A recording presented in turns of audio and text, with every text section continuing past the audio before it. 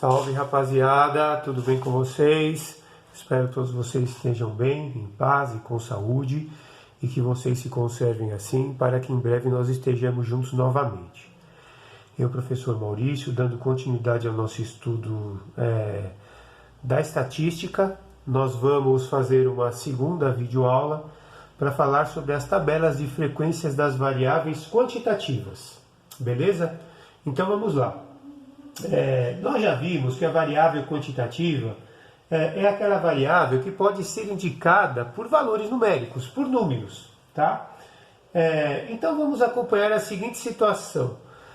Imagine que nós tenhamos uma escola e nessa escola foi feita uma pesquisa com 20 alunos. E nesses 20 alunos foram escolhidas as variáveis quantitativas: peso, medida em quilograma, idade em anos e altura em metros, ok? Então nós temos aqui, nessa tabela, os 20 alunos com seus respectivos pesos, idades e alturas, beleza? Então o que nós vamos fazer? Primeiramente, nós vamos fazer uma tabela de frequências absoluta e relativa, pegando a variável quantitativa idade, tá? Então vamos observar quantas idades aparecem diferentes. Aparece 14, aparece 16, aparece 15. 14, 15, 14, 15, 14, 16, 15, 16. Então nós observamos que as idades que aparecem são 3, 14, 15 e 16. Então nós vamos colocar aqui na tabela as idades 14, 15 e 16. E aqui embaixo nós vamos colocar o total. Então nós vamos completar essa tabela de frequências na primeira coluna aqui, FA. O que vem a ser FA? A frequência absoluta. Vamos contar quantas vezes aparece a variável 14. O número 14. 1, 2, 3, 4, 5, 6, 7, 8, 9, 10, 11, 12. Então, a frequência absoluta para a idade 14 é 12, porque aparece 12 vezes. Quantas vezes aparece a idade 15? Então vamos lá. 1, 2, 3, 4, 5. É isso? Então, 5 vezes. Beleza? E quantas vezes aparece a idade 16? 1, 2, 3. Beleza? Então, aparece 3 vezes. Certo, pessoal? É isso aí. Beleza. Então, o que nós vamos fazer a partir de agora? Então, somando aqui, então aqui na última linha o total. 12 mais 5, 17, mais 3, 20. Que é exatamente a quantidade de alunos pesquisados. Ok? Na outra coluna aqui nós vamos colocar a frequência relativa. Nas outras duas colunas também. Só que eu vou escrever essa frequência relativa de 3 maneiras diferentes. A primeira em fração, a segunda em número decimal e a terceira em porcentagem. Tá? Todas elas representam a mesma coisa, só que escritas de formas diferentes. Então a frequência relativa nada mais é do que a relação entre a frequência absoluta e o total de elementos pesquisados. Então no caso aqui o total de elementos pesquisados são 20. Então a frequência relativa em fração para a idade de 14 anos. Então vai ser uma fração 12 por 20. Eu posso simplificar esta fração 12 por 20. Eu posso simplificar por 4. Simplificando por 4, 12 dividido por 4 dá 3. E 20 dividido por 4 dá 5. Então eu tenho 3 quintos. Se eu dividir 3 por 5 vai dar 0,6. Certo? Esse 0,6 é a frequência relativa em número decimal. E para eu transformar este número em porcentagem, o que eu faço? Para transformar esse número em porcentagem, eu multiplico este número por 100. A vírgula vai andar 2 casas para a direita, 0,6 vezes 100 vai dar 60%. Beleza? Então vamos continuar. Para a idade de 15, eu tenho uma frequência absoluta de 5. Então 5 alunos pesquisados têm 15 anos. Então como que vai ser a frequência relativa? 5 por 20. Eu posso simplificar esta fração, 5 por 20, por 5. Então 5 dividido por 5 dá 1 e 20 dividido por 5 dá 4. 1 sobre 4 vai dar 0,25. Beleza? Multiplicando 0,25 por 100, eu transformo esse número decimal em porcentagem, que vai dar 25%. Beleza, pessoal? Então, para a idade de 16 anos, eu tenho uma frequência absoluta de 3. Então, vai ser 3 por 20. Beleza? Tudo bem, pessoal? Se eu dividir 3 por 20, não dá para simplificar, porque o 3 é um número ímpar, eu não posso dividir o 20 por 3. Então, se eu dividir 3 por 20, vai dar 0,15. E multiplicando 0,15 por 100, eu vou ter 15%.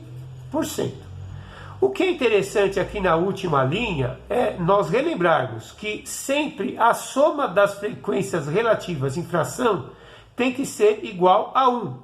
Observe que se eu somar todas essas frações, 12 vinteavos, 5 vinteavos e 3 vinteavos, como os denominadores são todos iguais, então 12 mais 5 mais 3 dá 20. Eu vou ter 20 sobre 20, que dá 1. Então a somatória dessas frequências relativas em fração tem que dar 1. Se eu somar as frequências relativas em número decimal, vamos colocar um zero aqui, ó. 0,6 ou 0,60 é a mesma coisa. Então 0,60 mais 0,25 mais 0,15 vai dar 1,0, que é a mesma coisa que 1. Então a somatória das frequências relativas em número decimal também tem que ser 1. E na hora que eu somar as frequências relativas em porcentagem, tem que dar 100%.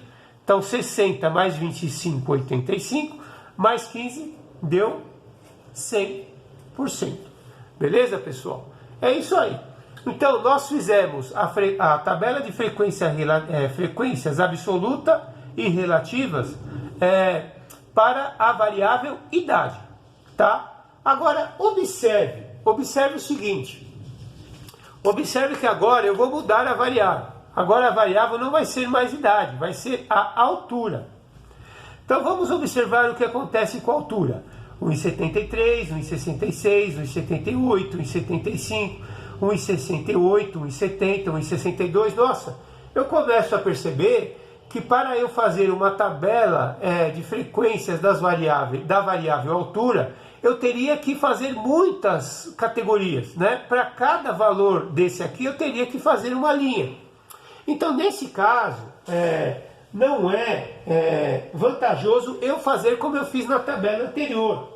Porque para a variável altura aparecem muitos valores diferentes, o que torna inviável colocar a tabela na tabela um valor para cada linha, ou uma linha para cada valor. Em casos como esse, agrupamos os valores em intervalos ou classes, né? Como veremos agora. O que são esses intervalos ou classes? Então vamos fazer o seguinte.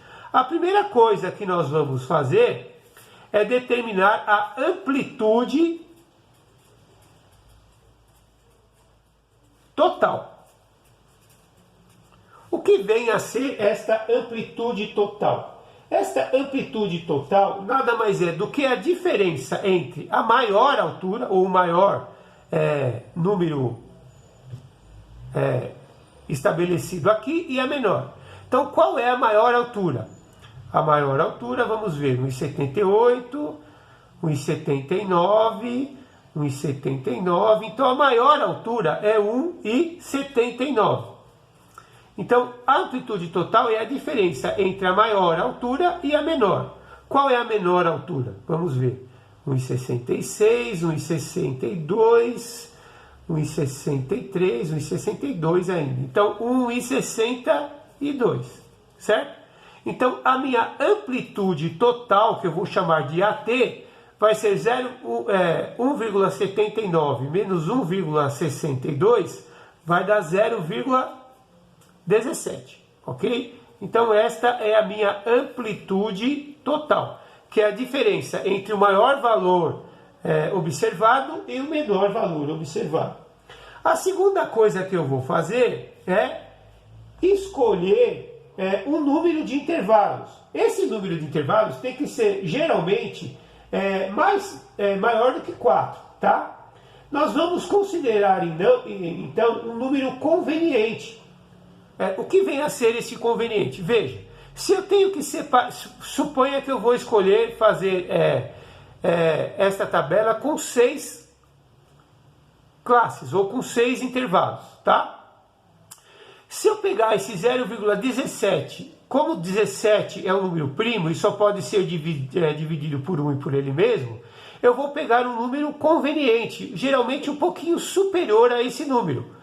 Então, se eu pegar o 0,18, eu consigo dividir por 6. Então, eu vou pegar e vou escolher 6 classes, ou 6 intervalos, tá?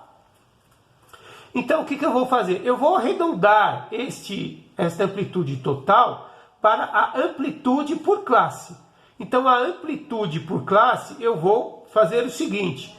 Eu vou pegar um número superior a 0,17, que dá para dividir por 6. No caso, eu vou pegar o 0,18.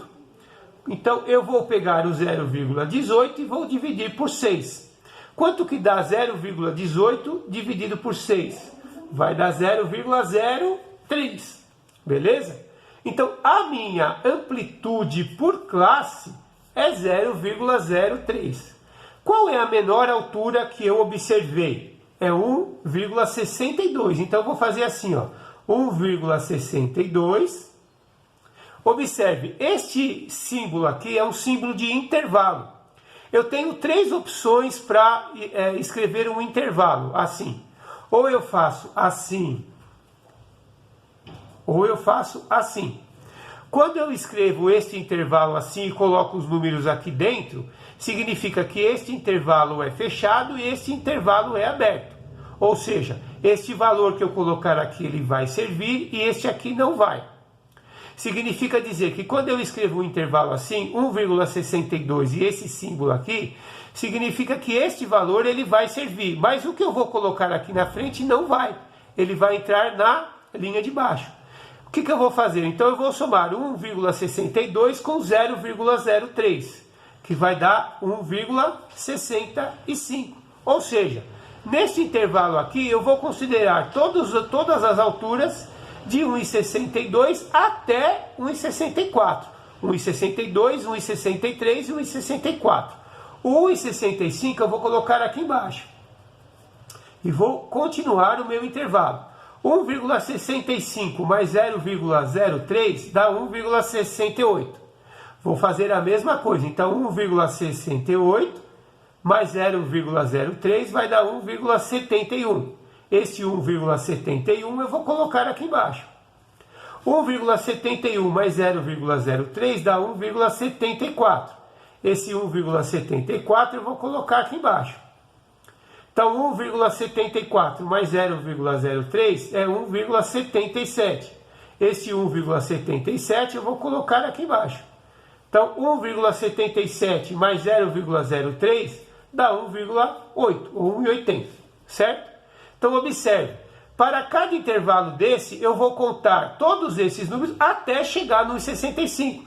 Só que nesse 1,65 aqui eu não vou considerar, eu vou considerar sempre um número abaixo. Qual é o número abaixo a 1,65? É 1,64, beleza? Então, vamos observar o seguinte. Quantas alturas eu tenho de 1,62, 1,63 e 1,64? Então, vamos lá. 1,62... 1,63, certo? Depois, 1,62, 1,63, tem 1,64? Não. Então, somente 2 vezes. Então, qual vai ser a frequência absoluta? Vai ser 2. Observe que 1,65 não entra, ele vai entrar aqui embaixo, porque aqui o intervalo é aberto, ok? Beleza, pessoal? Muito bem. Então, eu posso ainda imaginar isso aqui assim, ó. Quando eu tenho esse intervalo aqui, eu tenho aqui uma bolinha fechada e aqui uma bolinha aberta, ou seja, todos os números indicados à esquerda servirão, todos os números indicados à direita não, sempre o número anterior, ok? Então de 1,62 a 1,63, 1,64, eu só tenho 2. O total aqui, como são 20 alunos pesquisados, o total tem que ser 20. Então quem que será a frequência relativa para este intervalo, ou para esta classe? Vai ser 2 dividido por 20, né? Que se eu simplificar por 2, vai ser 1 sobre 10, ou seja, 1/10. 1/10 eu escrevo 0,1. 0,1 multiplicado por 100, eu tenho 10%. Então 10% desses alunos pesquisados têm as alturas de 1,62 até 1,65. Considerando que o 1,65 não serve nesse intervalo, ele vai servir no de baixo. Então vamos observar, de 1,65 a 1,68. Então vai servir 1,65, 1,66 e 1,67. Então vamos ver. 1,65, tá, 1,66, 2, vamos ver, quem mais? 1,65, 1,66, tananã, tananã, tananã, vamos verificar novamente, 1,65, 1,66, aqui ó, e 1,67, então eu tenho 3, tá? Então a frequência absoluta neste caso é 3. Quem que vai ser a frequência relativa à infração? 3 por 20. 3 eu não consigo dividir por 20, não consigo simplificar, mas dividindo 3 por 20 vai dar 0,15. Isso em número decimal. Multiplicando por 100, eu tenho 15%. Beleza, pessoal? Muito bem. Então vamos continuar. De 1,68 a 1,71. Então neste intervalo vai entrar 1,68, 1,69 e 1,70. Qual vai ser a frequência relativa, a frequência absoluta? Para 1,68, que serve, 1,69 e 1,70. Então vamos ver. 1,68, 1. 1,70, 2. 1,68, 3. Certo? 1,69, 4. 1,70, 5. E 1,69, 6.